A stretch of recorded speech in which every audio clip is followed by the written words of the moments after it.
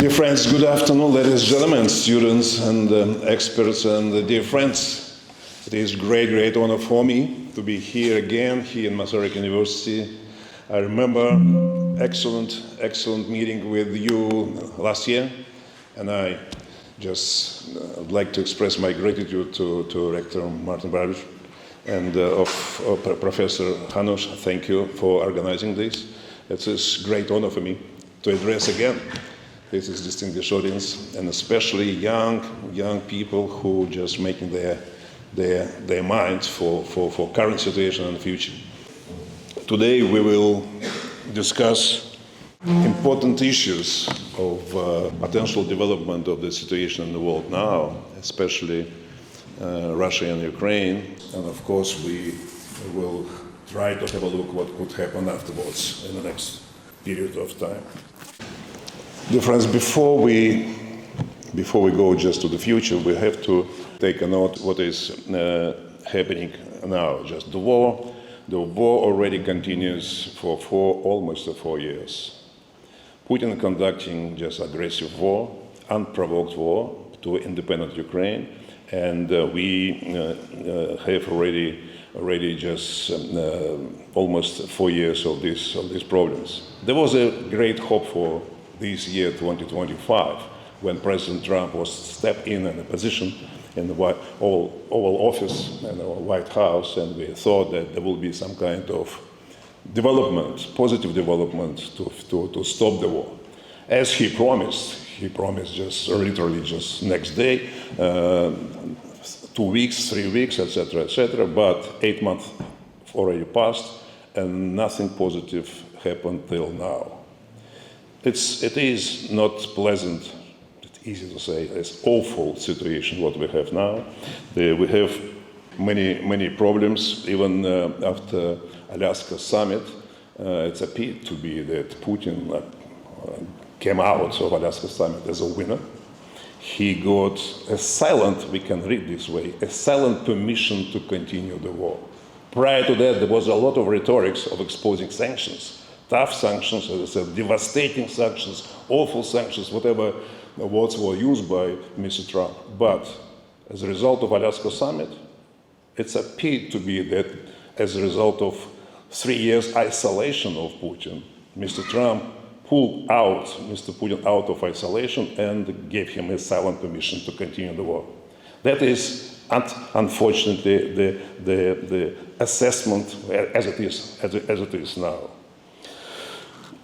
And as a result, we see that Putin's decision, Putin's intention, its strong intention to continue this aggressive war. And we see last days, even escalation of his attacks on the civilians. Civilians continue to be killed. During the early months of this year, there was much speculation that during the summer offensive campaign, Putin's army will achieve a lot. And even in March, Putin made a statement himself, declaring that in March, that there are reasons to believe we can finish off, he meant Ukraine. But what we have now, what we have as of today, not a lot of achievements. At that stage, it seemed that Russia will finally break Ukraine's Dutch resistance and win the war. But Russia's extremely modest recent achievements on the battlefield show that it was impossible, and it is impossible at the moment, despite of all these attempts of Putin. And open data suggests that casualties were catastrophic, and losses of Russian army during the summer months numbering tens of thousands. That is what we see the casualties for the whole more than 3 years, almost 4 years. You'll see that Russia got killed 250,000 people, and just unrecoverable losses, that's almost 1 million people. But Ukraine, 80,000 people killed. That is a lot for the country. And when a lot of people, almost 10 million people left Ukraine as refugees. And we still have a question whether Ukraine can continue. And we see that is the short explanation of what we have as a situation right now. That is Ukrainian population, and this calculation shows that Ukraine still have mobilization ability, still have ability to mobilize 3.7 million Ukrainian men. They left from potential mobilization. Whether it will be done or not, that's what situation will show us. And we shall see, compare what will be next. Putin continues war of attrition. War of attrition, that's what we see. Putin believes he will win this war.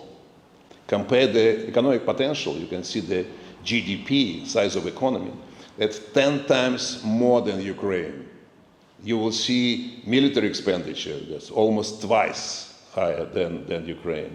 And you will see mobilization reserve, as I said already, just 3.7 million potential mobilization people fit for service in Ukraine. But in Russia, 30 million people, 10 times more. And active military personnel on the battlefield, not only battlefield, but of the reserves and just active military personnel, less than 1 million Ukraine and 1,300,000 militaries already in place. Can Putin continue? We understand that Ukraine can continue, and they do. But whether Putin can continue, the answers could be absolutely different. You would see that the trade balance, stay stable for the whole this period of time. And the war started in 2022, and you can see that in 2022 there was a huge foreign exchange inflow into Russia. Instead of usual positive trade balance around 150, 200, but in 2022 it was more than 300 billion US dollar. That was unexpected additional revenue Mr. Putin received in his budget. That was due of 3 reasons. One of them is sanctions which immediately European Union exposed on Russia and which disrupted oil supply chains. And secondly, that inventories were on a lower level at that time. And thirdly, post-pandemic demand was growing for oil. And that's why oil price was very, very high. It was almost $120 per barrel. And that's why Putin get these additional things unexpectedly for everyone and even for Putin. But what he did with this money, he immediately invested in the military production. And now Russia produces ammunition 4 times more than whole NATO countries. One Russia and 32 NATO countries, Russia produces 4 times more. And as we see, the trade balance continue to be approximately on the same level. And even with the problems of the current year with exports, still half year of this year, 2025, we have just quite good figure in terms of comparison. And the result will be approximately the same as last year. It will be a surplus, big surplus, more than $100 billion US dollar surplus. That will again allow just to economy and especially export industries to survive. What is the structure of Russian exports? Russia, it is export country and very much depends on export, especially of major products. Here you see that major products for export, that's oil and oil, it's approximately 45%, the structure of this year, Russian export. Gas now fall down only 10% of Russian export. Metals 15, coal 7, and then timber a little less, and the others a little less. That was shown that 4, I would say, kinds of products produces 80% of Russian exports. Oil, that is, we can see on this graph, that during just all these years, every week, Russia gets 1.5 or 2 billion US dollar every week of export of oil. After the price cap was introduced in December 2022, there was fall down. You will see on the graph that in the first quarter of 23, there was absolutely just a reduction, but afterwards, Putin managed to find a way how to overcome. You remember that, you know, that's the way it's gray fleet or black fleet, whatever, and they trying to overcome this price cap.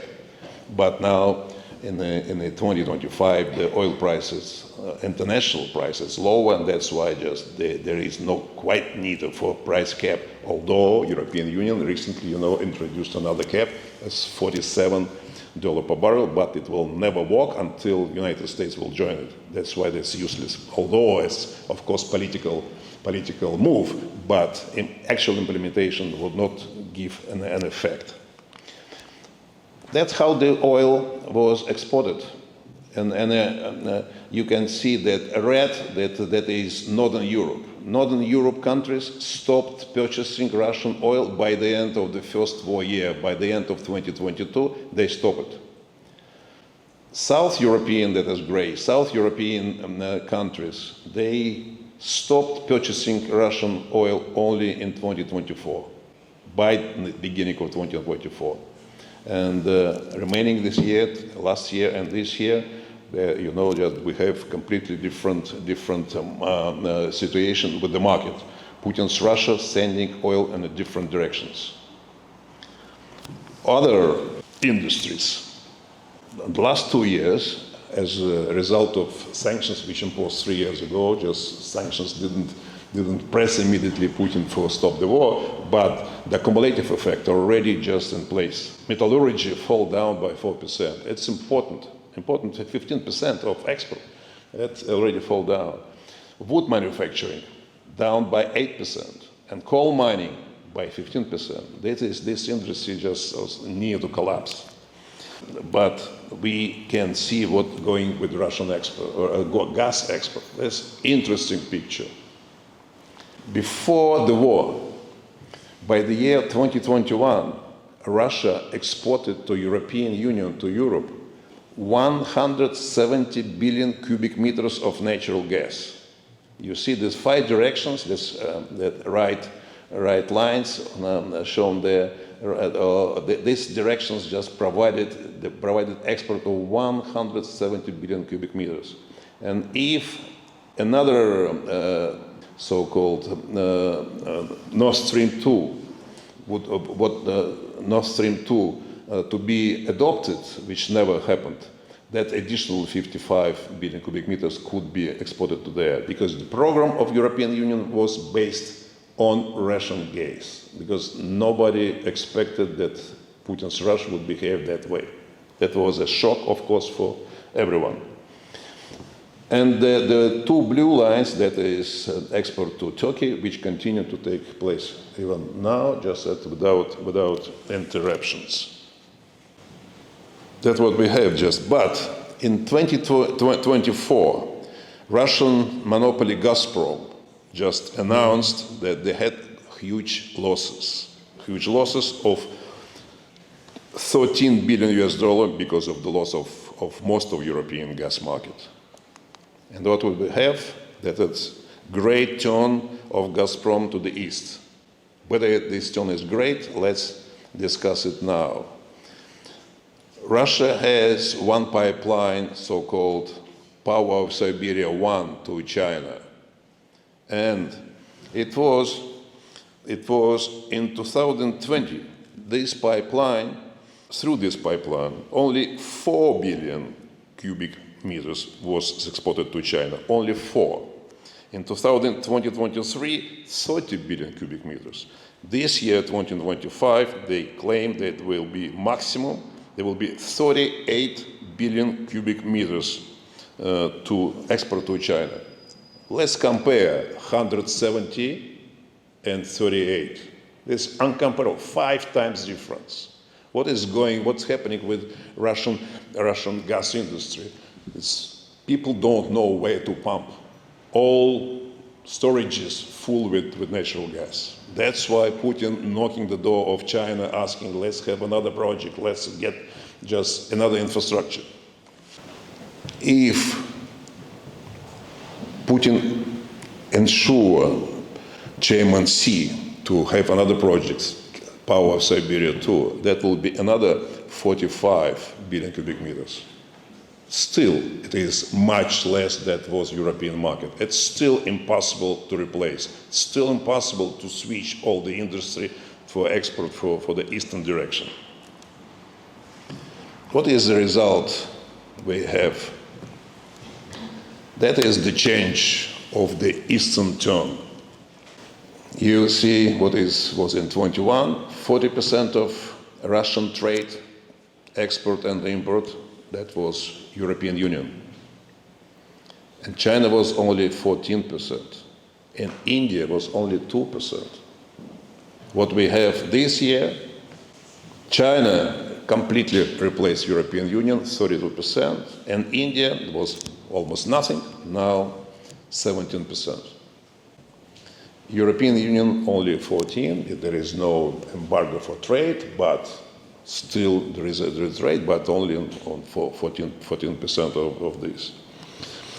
Therefore, as a result of those problems I have just mentioned, Putin decided already just conduct and looking for support of so-called global South. Global South. That's major countries. That's China, India, with the major economies there.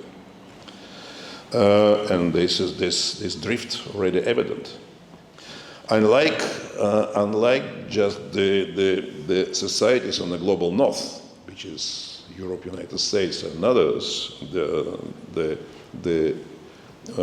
global north has just major values, common values, and uniformed structures of institutions, and global south doesn't. They don't have just anything common. For instance, two major countries, China and India, that's Asian civilizations, they're completely different. They have completely different cultures, completely different current institutional framework. And moreover, these two countries are in a permanent conflict. Sometimes periodically escalates, reaching border military clashes. In this regard, the question is, what common interest in the global South? The only basic answer could be on this, that is counteracting to the influence of the United States and the West as a whole, which are seen by those countries as some sort of attack of their traditionalism. That is the only. But in the sense of global South has no unity in this sense. If it does arise, but it's only situational actions. For instance, counteracting of Trump's tariffs war. That's the only thing. But that is not a global interpretation of common vision. They have no clear message of the world order, and they have no values, and unless someone will consider that empty messages like multipolarity of the world could be taken serious. But nevertheless, we should emphasize that the role of Global South for Russia, global role to overcoming problems with of Russian economy and Russian isolation, that is very significant role of Global South. Russian leadership is absolutely every day trying to take an active part in forming some kind of framework and institutions, basic things like in the forum of BRICS or Shanghai Organization for Cooperation. But despite of Putin's all these efforts, the undisputed leader of these organizations is China. And China uses these organizations for promoting their own economic and geopolitical interests, not for Russia. Without broad support from China and quite intensive now cooperation with India, the Putin's Russia unable to exist. In fact, the China right now is the main gateway for foreign trade, and the Chinese yen already effectively become a reserve currency for Russia. Putin has to play along with China, dependence on which has already reached volumes of already critical for countries, for Russia's sovereignty, despite of China reluctance to resolve those issues with the infrastructural projects. So that is, Chinese government published such a map 2 years ago. You can see with this red it's the current border of China, but the vision of Chinese is much wider. You see, not only Mongolia, but the whole South Siberia and the Far East, including Sakhalin, that's supposed to be just considered to be Chinese. That is the growth of Chinese migrants in the Russian Far East is raising concerns and for increasing geopolitical influence of China and economic influence. The Silk Road economic belt will additionally expand to flow Chinese labor migrants to Russia. But we shall say in terms of trade relations with China and India, despite of the increased volumes the last couple of years, but still the portion Russians share of Russia in the trade volumes of China and India, that's minimum. It's minimum, and it is absolutely clear that major interests of China and India, that is the West, not Russia. War continues. Military expenditure of Russia is growing. Today, I would say, Russian government presented to Duma a new budget, and they playing a game. They shown that there is no increase because just they didn't want to disturb Europeans, they didn't want to disturb President Trump, that they're additionally raising their military expenditure. But we know by this year that's already with more than 170, or I put them 170, but already there are some signals and figures from Ministry of Finance that will be higher.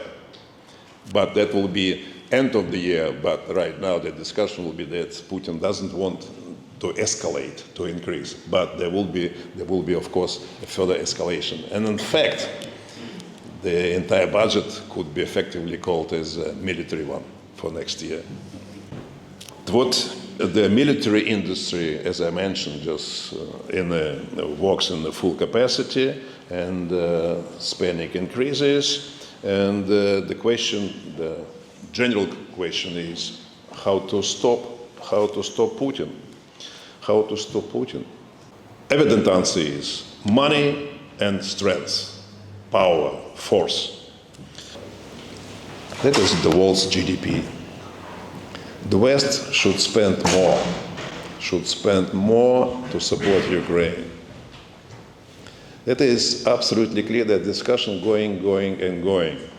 But we didn't move much. But right now, every politician should realize that I cannot even imagine the President of the United States, the leading country of the whole world order, which was set up after the Second World War, could accept the situation that under colonial of KGB agent Putin just destroyed the whole architecture of security, world security, the world order, and now demanding just to negotiate in his favor and other things here. Not to allow this to happen, actions should be undertaken. What actions? Of course, overall military expenditure of Ukraine now is 100 million, 110 billion, billion US dollars, of which 60 billion US dollar come from Ukrainian budget. 60 billion. It is 31% of Ukrainian GDP. 31% of Ukrainian GDP. It is incredible. And or 2/3, 67% of their overall expenditure of the government. 2/3 of government expenditure goes to the war. And all others, that's 50 billion, that is coming from the West. Europe's support is 0.3% of Europe's GDP. 0.3%. It's negligible compared with what other countries spent just on the previous wars. I'm talking about America, of course. America also spends just very little, even less than Europeans, because just they're spending for Korean War or Vietnam War much, much higher. For Ukraine, war with Putin's Russia is a defense of their civilizational choice. They made this choice. They made a choice. It was a very difficult choice, and it's costing a lot for Ukrainian people. Ukraine has been in the very center of civilization rift for a long time, and Ukrainian people made this choice, and the West must support this historical choice of Ukrainian people, even though it is, of course, an open challenge to Putin's Russia. If the West, my answer for the question just is very direct answer for the question how to stop. If the West spends 1% of its GDP for Ukraine next year, the war will finish tomorrow. If even 0.5% of GDP, in 3-4 months, the war will stop. But reality is different. The war continues. Europe has taken a principled, a consistent position. Of course, there is unity, despite of a couple of countries of European Union saying something different, but unity exists. And that's absolutely the case. And leaders of European Union and Great Britain already just for 8 months non-stop relentlessly trying to ensure Mr. Trump that the common support, common actions should be absolutely necessary. Till now, unfortunately, it is unsuccessful. And there is great disagreement. Mr. Putin managed temporarily, I believe temporarily, to destroy transatlantic unity. There is no unity at the moment. There is no unity in NATO. That's the main problem for the situation we're discussing right now. One positive thing Mr. Trump already did. He made a decision to sell, maybe not to supply, but to sell to Europe, passing by to Ukraine, military equipment. That is absolutely necessary thing, that is positive. But all others now coming on the shoulders of European countries.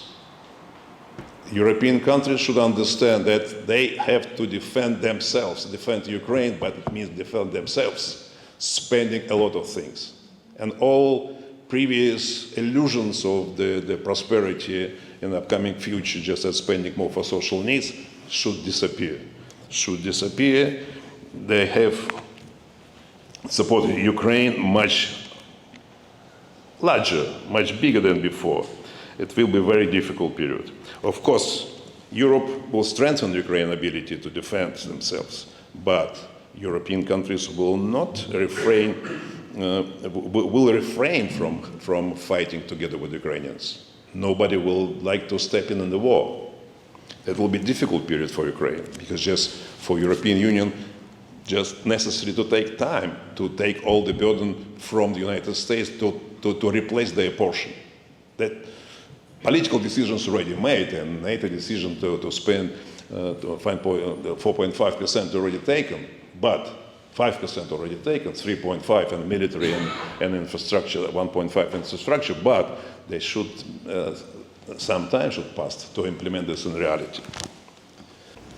Recent actions of Putin demonstrated again that aggressiveness of Putin is growing.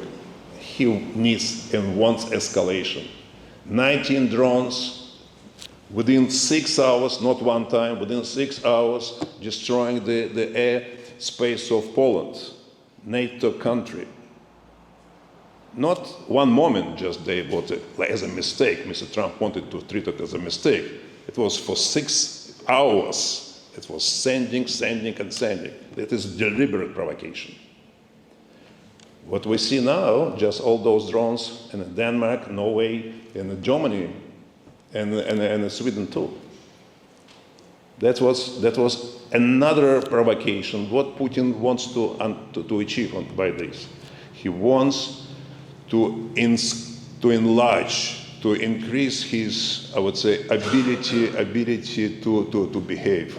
He tries to extend boundaries of what is possible, what is allowed to do.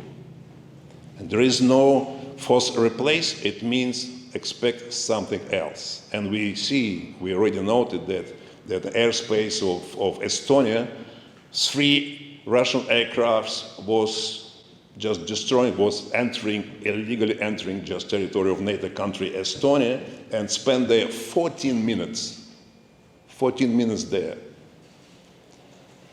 And of course, the Italian aircraft, which was on duty at that time, just they pushed them out. But that was till now. There is a great discussion what to do next, and there is no unity among Europeans, among NATO leaders, what to do. One people say until we see this danger, we don't shut it down. But how you understand when we're in danger? Of course, I'm not a military specialist, but it is. I think it's a difficult thing. But let's take an example of President Erdogan of Turkey. What he did, it was half a minute in his territory, on his airspace, and the aircraft was shot down immediately. This 14 minutes with deliberate intervention, deliberate provocation. That's what, if it will not be a enforcement, I would say, the special power response, next will be just, I would say, logistical hubs of NATO countries. Let's see something like that. And we know that in the previous times it was something happened in Czech Republic and in Bulgaria and others, in Germany, in Lithuania. We can't see continuation of this. On this stage, my conclusion is that Putin's Russia will continue to be a constant threat to neighbors for a long time. For a long time, I think for a decade. And therefore, European nations and their governments should take this as already reality and should spend a lot of money to increase their defense and to help Ukraine to defend themselves. Not only Ukrainians, but nations here in Central and Western Europe too. That will not be only not for 2 years, but for a decade. It's a difficult period of time. So, coming to some kind of conclusions. Turn to global south, that was Putin's choice. Russians will be prepared to make their decision. It is necessary to understand whether just Russians be able to break out of the current path. It's not an easy answer, but we shall try to see what Russian people just feel now. Propaganda, Putin's propaganda managed to foolish a lot of Russians. And these days, a huge number of Russians, they feel themselves offended. They feel as if the West, and indeed the whole world, take up arms against them, against Russians. On the other hand, it is difficult for them to admit and to recognize that the government of their country conducting unprovoked aggressive war against just neighboring friends, a neighboring country, killing civilians every day. And for them it's difficult to admit. And in fact, they prefer to just to present their mental health. They prefer to close their eyes on this. So cognitive dissonance, that sort of exists. People just, they cannot make up their mind. Only now Russians started understanding that hundreds of thousands of deaths in this war, it is the retribution, some sort of punishment for their silence, for their non-resistance, for their inability to deal with dictator. The dictator exists with his government, which are completely out of people's control. Therefore, endless lies and lawlessness taking place in Russia for years and years. And that's only now just this understanding started to appear. The consequences of the war and potential defeat, along with the decline of living standards, will create a pressure on Russian society in two directions. First direction, that's forward to consolidation of power and people around the dictator. And that reminds something like less Chinese, but Chinese, Iranian, maybe even North Korea's just model, which right now Putin pursues. And in fact, that is global South choice or Eastern turn, that's already exactly just in Putin's hands. And the second direction, of course, forward increased interest in the modernization agenda, in the formation of a modern democratic European society and creating a state, democratic state. This second option has a chance for dominance. It's not necessarily the case, but it has a chance for dominance. But I should also emphasize that it's linked also with the sentiment of top administrative elite. In Russia, that always everything happens from the top. Without this, it will be absolutely difficult. We cannot have a revolution like it was 1917. It was completely different story. But this time, that could be the case. And I feel, according to my sources, that people, even around Putin, they already understand that they've gone too far. And the changes in their mentality already started to take place. And of course, another important point is we should not agree with the assumption that Putin's successor would be worse than Putin himself.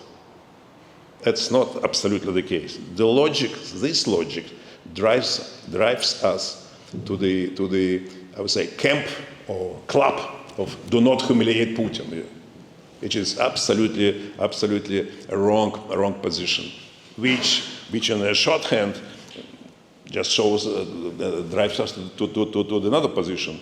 Don't let Ukraine win. It's absolutely unacceptable. That's the wrong thing. And I know that here in Europe there are such discussions on the things. Will Russia be able to break out? Will Russians be able to make a civilizational choice? My answer is absolutely. That will be the case.